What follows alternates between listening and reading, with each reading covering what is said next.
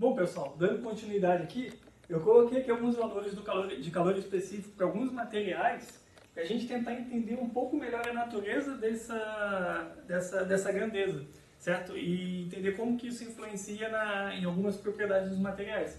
E, obviamente, que o mais fácil para nós analisarmos são metais puros, porque daí a gente consegue tirar algumas complexidades que outros sólidos possuem, certo? Bom, aqui eu listei os metais chumbo, tungstênio, prata, cobre e alumínio. Aqui estão os valores do calor específico nessa unidade de caloria por grama grau Celsius, que é a unidade que surgiu pela definição de caloria utilizando a água, que a gente já falou antes aqui também.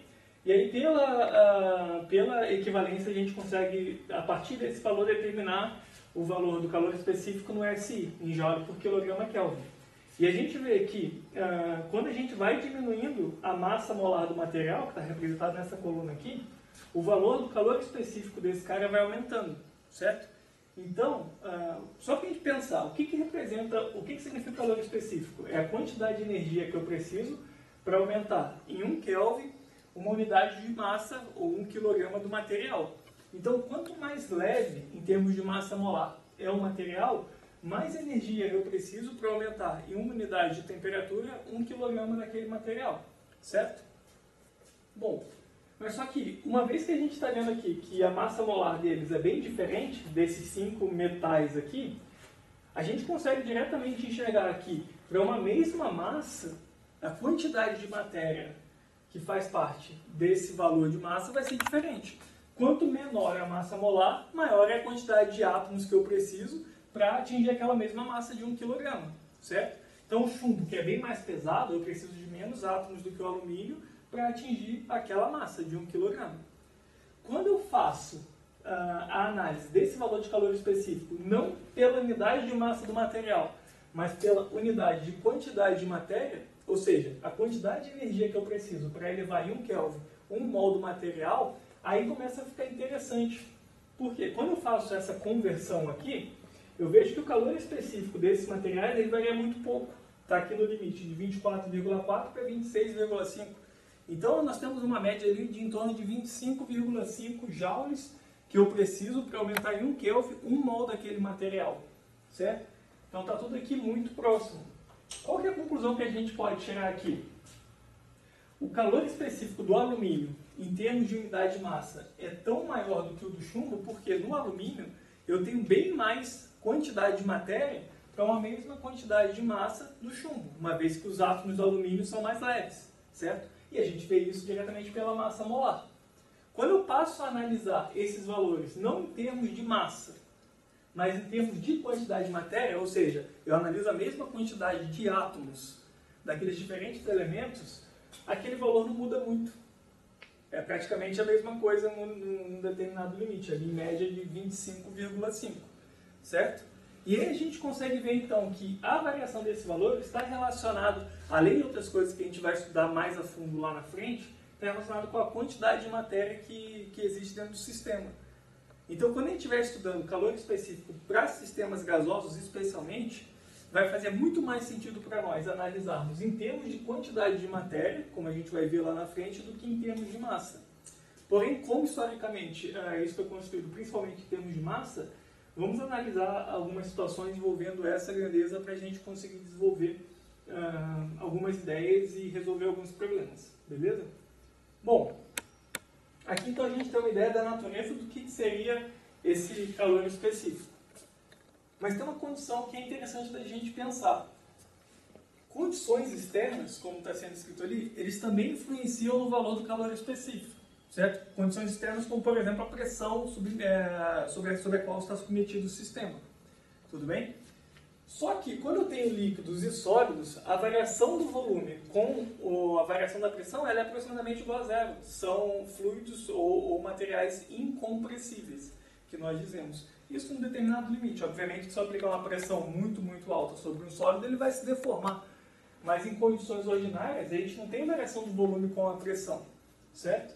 A consequência disso é que o calor específico para um processo a volume constante é aproximadamente igual ao calor específico para um processo a pressão constante, quando eu tenho sólidos e líquidos. Porém, quando eu tenho gases, isso não é verdade. Porque para um gás, volume e pressão eles estão diretamente interligados. Então a variação de um gera variação no outro valor também. Consequentemente, o calor específico vai ter valores diferentes dependendo de como o processo termodinâmico ocorre. Beleza? Quando a gente estiver desenvolvendo a teoria cinética dos gases, a gente vai conseguir entender um pouco melhor isso e também entender a natureza do calor específico em função dos componentes do sistema. A gente deu uma pequena pincelada aqui olhando para os metais, mas obviamente quando eu tenho fase condensada, sólido e líquido, é muito mais complexo analisar isso separadamente. Para os gases, em que nós desconsideramos energia potencial num determinado limite, consideramos apenas energia cinética, ficará mais fácil a gente analisar esses valores relacionados à característica dos componentes do sistema. Beleza? Bom, dado isso, vamos só analisar matematicamente como que a gente pode resolver um determinado problema utilizando as equações que a gente desenvolveu agora.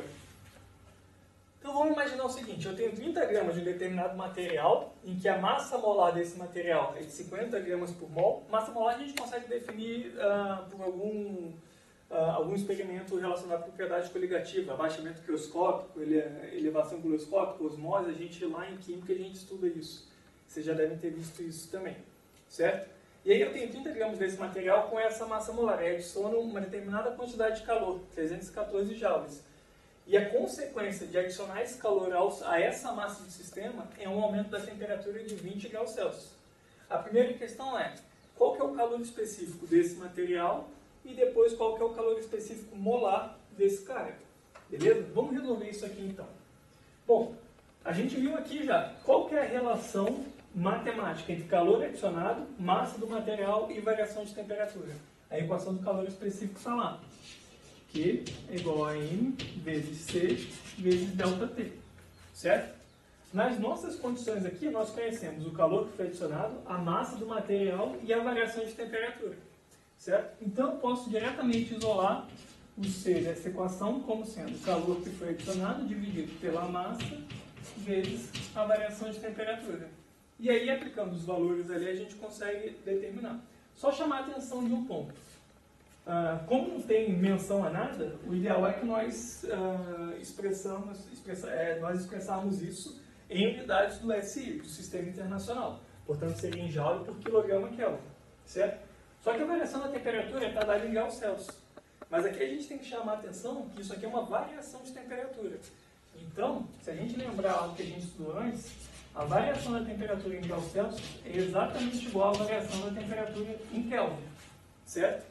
Então não cometam a confusão de somar 273 ali porque está errado. Ali a gente está falando de variação. Temperatura no ponto, tudo bem. Aí a gente tem que fazer a conversão. Mas como é variação, 1 grau Celsius equivale a 1 Kelvin na escala, naquela comparação de escala que a gente já fez. Então é só diretamente transformar aquela unidade ali. Bom, aplicando os valores aqui, o que a gente vai ter? Eu tenho 314 joules dividido por... Aqui nós temos 30 gramas, então eu tenho que transformar aquilo em quilograma para também ficar no SI. 30 gramas equivale a 0,03 quilogramas vezes 20 Kelvin, certo? E aí, se a gente for olhar lá em termos de unidade, a gente vê que já está nas unidades requeridas. Eu tenho joule aqui no numerador, e quilograma e Kelvin no denominador. Portanto, a unidade está correta. Resolvendo matematicamente aquela questão, nós obtemos um calor específico de aproximadamente 523, para ser mais exato, 523,3 joules por quilograma Kelvin. Beleza, pessoal? Bom, aí é a primeira questão, aquele valor, como a gente pôde analisar aqui, ele não fala muita coisa, a gente pode dar algumas ideias. Por exemplo, se aquilo ali for um metal, o metal ele vai estar com uma massa molar que esteja entre a massa molar do cobre e a do alumínio, certo? E de fato, a massa molar dele é 50 gramas por mol, a gente consegue analisar isso pelo valor, porque ele vai se encaixar bem aqui no meio. E 50 gramas por mol, como está mostrado lá, está bem aqui no meio. Então está condizente, partindo do pressuposto que aquilo ali é um metal. E como que a gente pode ter uma pista a mais? Calculando o calor específico molar daquele cara, certo? Como é que a gente pode calcular o calor específico molar? Bom, Se a gente tem a massa molar, a gente consegue relacionar isso com essa grandeza aqui. Como que pode ser isso? Vamos pegar então aqui o cara. Considerar, não sei, vou escrever um molar aqui embaixo para a gente diferenciar um do outro, certo? Qual seria a unidade disso aqui? Joule por mol Kelvin, certo? Então, de alguma forma, eu tenho que transformar aquele quilograma que está no denominador daquela unidade lá para mol. E para isso, a relação em que existe massa por quantidade de matéria é exatamente dado pela massa molar, beleza? Então, como é que a gente pode fazer isso? Eu tenho o calor específico dele lá, de 523,3 joule por quilograma vezes Kelvin, certo? E aí, agora, eu poderia fazer uma regra de 3, mas aqui uma análise dimensional direta fica mais fácil. Por quê? Se eu for escrever isso aqui em quilogramas por mol, mas não em gramas por mol, tem que transformar esse grama para quilograma, correto? Então, aqui quanto ficaria isso? 0,050 quilogramas por mol. Por que eu multipliquei direto? Porque aqui a gente vê ó, que o quilograma lá em cima, ele cancela com o quilograma aqui embaixo. E aí vai sobrar exatamente a unidade que a gente está procurando. Joule, Kelvin, mol. Beleza?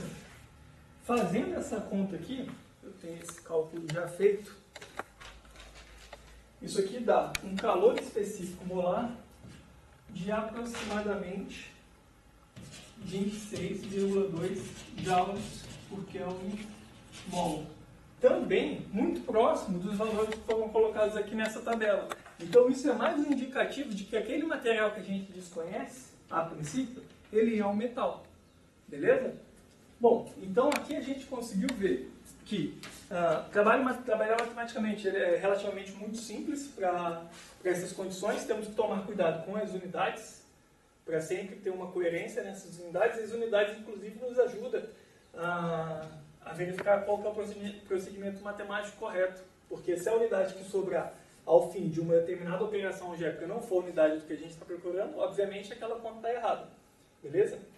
E aí a gente viu também um pouco da natureza do que é o calor específico, principalmente para metal, no primeiro caso, que é o caso mais simples. Quando a gente estiver desenvolvendo, como eu falei, a ideia para gases, a gente vai ter um olhar um pouco mais profundo para a natureza do sistema e a influência que isso tem nas propriedades dele, no caso, o calor específico. Beleza? Bom, por enquanto é isso.